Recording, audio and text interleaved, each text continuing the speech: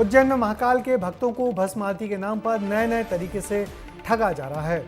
भस्म आरती के आड़ में 4 सालों में 100 से ज़्यादा शिकायतें सामने आई हैं, जिनमें 25 पर केस भी हुए हैं। मगर शिकायत करने वाले सभी लोग दूर शहरों के होते हैं, इसलिए वो कभी केस को आगे नहीं बढ़ाते, बयान देने नहीं आते और इसलिए भक्तों को लूटने वालों पर सख्त कार्रवाई कभी नहीं हो पाती। देखिए महाकाल के भक्तों को किस किस तरीके से लूटा जा रहा है इस रिपोर्ट में।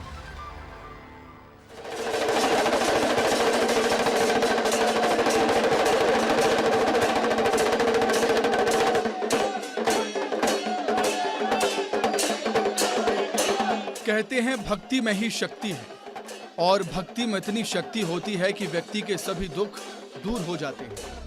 लेकिन क्या हो जब भगवान की भक्ति में लीन ये श्रद्धालु ही फर्जीवाड़ा और ठगी करने लगे?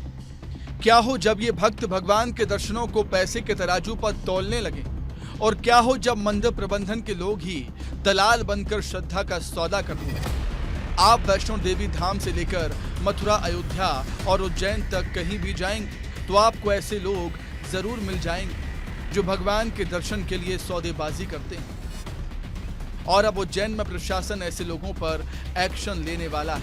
प्रशासन की कार्रवाई 2 पक्षों पर होगी, जो फर्जी दर्शन कराने के लिए दलाली करते हैं और जो श्रद्धालु पैसों के दम पर भगवान के दर्शन को खरीदने की कोशिश करते हैं।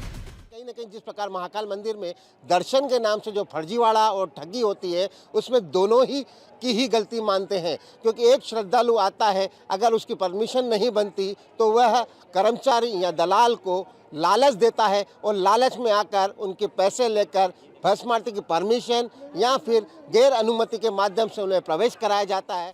अखिल भारतीय पुजारी महासंघ के अध्यक्ष महेश पुजारी और उज्जैन कलेक्टर नीरज सिंह ये मानते हैं कि दोष सिर्फ दलालों का नहीं है, कार्रवाई तो उन श्रद्धालुओं पर भी होनी चाहिए जो पैसे से दर्शन करने आते हैं। लेकिन अब जो पैसा दे रहा है, जो भक्त, जो जिसको हम ये कहेंगे कि वो भक्त नहीं है, वो भ्रष्टाचार फैलाने आया है मंदिर में, उसके ऊपर भी मंदिर समिति को एफआईआर दर्ज करना चाहिए।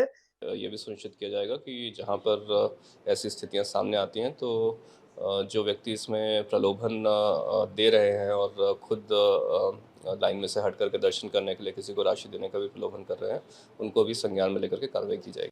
उज्जैन के महाकाल मंदिर में चारों तरफ भक्ति की आंधी है, लेकिन उसी हवा में लूट का प्रदूषण भी मिल गया है। भस्म आरती में शामिल होने का इकलौता तरीका रजिस्ट्रेशन है। www.श्रीमहाकालेश्वर.com पर श्रद्धालु रजिस्ट्रेशन करा सकते हैं। ऑनलाइन रजिस्ट्रेशन से भस्म आरती की बुकिंग होती है। एक दिन में 400 लोगों की ऑनलाइन बुकिंग होती है। 200 रुपये प्रति व्यक्ति की दर से शुल्क लिया जाता है। इसके अलावा एक दिन में 300 लोग ऑफलाइन रजिस्ट्रेशन से भी भस्म आरती में शामिल हो सकते हैं। अब ये दलाल कैसे लोगों को लूट रहे हैं, ये भी समझिए।